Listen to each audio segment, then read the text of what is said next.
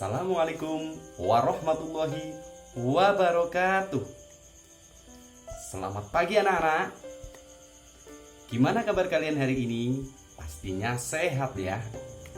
Oke, jumpa lagi dengan Pak Guru.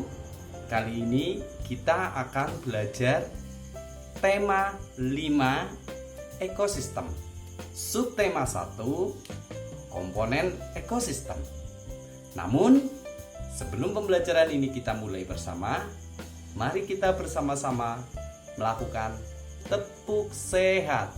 1, 2, 3. S E H A T. Sehat. Oke. Anak-anak, pada kesempatan awal pembelajaran ini kita akan mengenal tentang Indonesia. Ya, Indonesia itu amatlah luas. Selain luas, Indonesia juga kaya raya. Sumber daya alamnya sangat melimpah anak-anak. Indonesia dikenal sebagai negara maritim dan negara agraris. Apa sih negara maritim dan negara agraris itu? Ya, betul sekali anak-anak. Jadi 2/3 wilayah Indonesia adalah berupa lautan. Sehingga Indonesia itu disebut sebagai negara maritim sejak zaman dahulu.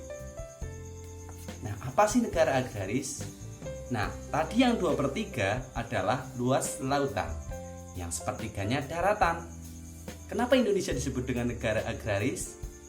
Ya, betul, karena sebagian besar penduduknya bekerja untuk mengolah lahan, baik itu untuk pertanian, peternakan, maupun perkebunan. Nah, apa perbedaan negara agraris dengan negara maritim? Negara maritim bisa dikenal dengan ciri-ciri masyarakat Indonesia benar-benar memanfaatkan potensi laut, baik dalam bidang transportasi, di bidang ekonomi, maupun di bidang pariwisata. Contoh, untuk pergi dari satu pulau ke pulau yang lain, masyarakat menggunakan kapal. Masyarakat di sekitar pantai itu memanfaatkan hasil laut. Ada dengan menjaring ikan, ada yang memancing ikan, ada yang bertani rumput laut, bahkan ada banyak juga yang bertani garam dengan membuat kolam-kolam garam. Sementara negara agraris, sebagian masyarakatnya karena daratan, mereka menanam padi, beternak domba, beternak sapi, kemudian ada lagi mengolah perkebunan. Jadi ada perbedaan antara sebutan. Bisa ya Pak Guru lanjutkan? Oke. Siapa yang sudah pernah pergi ke kebun binatang? Ya. Nah, banyak hewan kita jumpai di sana. Ada apa saja? Ya, betul. Banyak sekali, mulai dari ada kelinci, ada berbagai jenis burung, berbagai jenis hewan buas, berbagai hewan air, dan berbagai jenis primata. Nah, pada kesempatan kali ini kita akan belajar tentang penggolongan hewan berdasarkan jenis makanannya. Ada yang sudah tahu digolongkan menjadi berapa? Iya, menjadi 3. Yang pertama, herbivora. Yang kedua, karnivora. Dan yang ketiga adalah omnivora. Apa sih perbedaan antara herbivora, karnivora, dan omnivora? Herbivora adalah golongan hewan yang memakan tumbuhan. Karnivora adalah golongan hewan yang memakan hewan lain atau daging. Sementara omnivora adalah hewan pemakan tumbuhan dan juga pemakan hewan lain. Ada yang bisa menyebutkan contohnya? Contoh herbivora?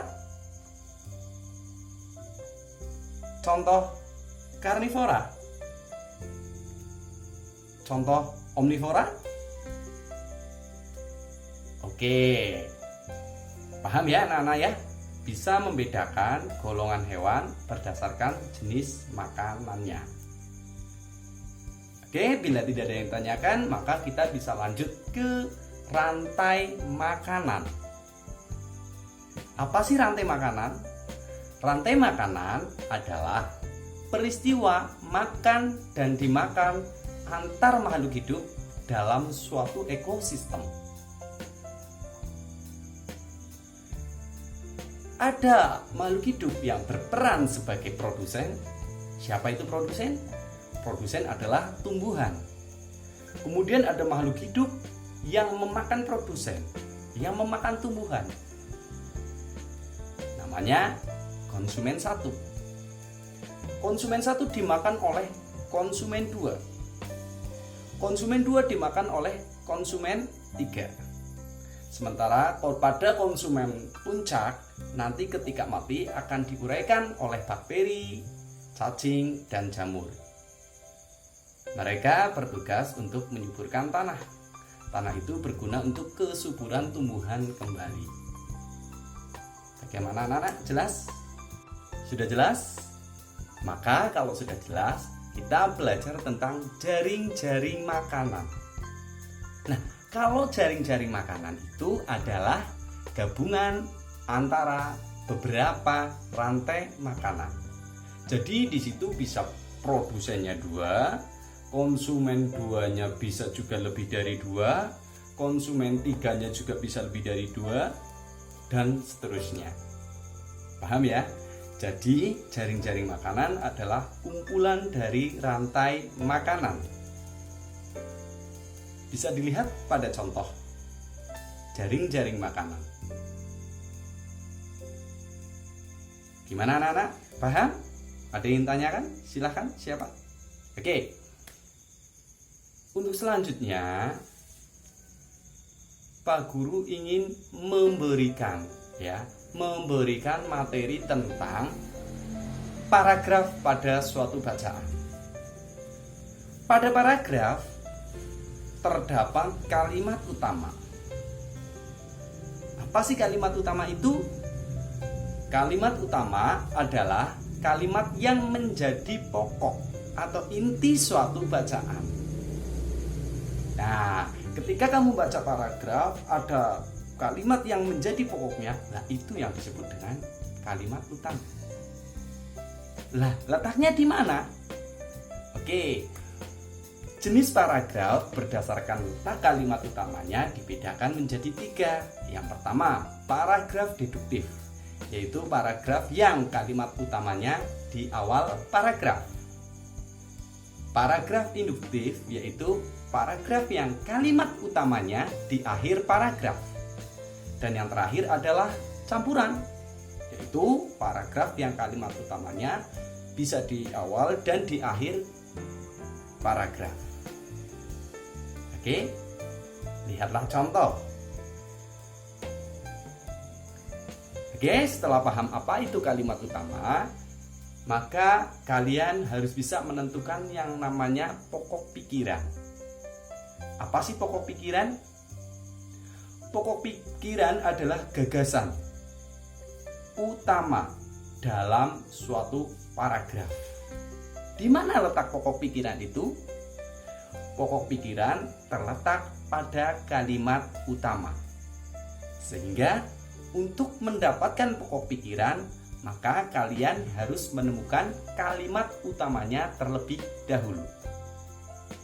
Karena gagasan pokok atau ide pokok berada pada kalimat utama. Paham anak-anak? Nah, demikian tadi materi kita hari ini. Ada yang belum jelas siapa? Silahkan bertanya. Dan bersiaplah, nanti akan evaluasi. Siap ya anak-anak? Oke. Untuk mengakhiri pembelajaran pada hari ini, Pak Guru ucapkan terima kasih dan Wassalamualaikum warahmatullahi wabarakatuh.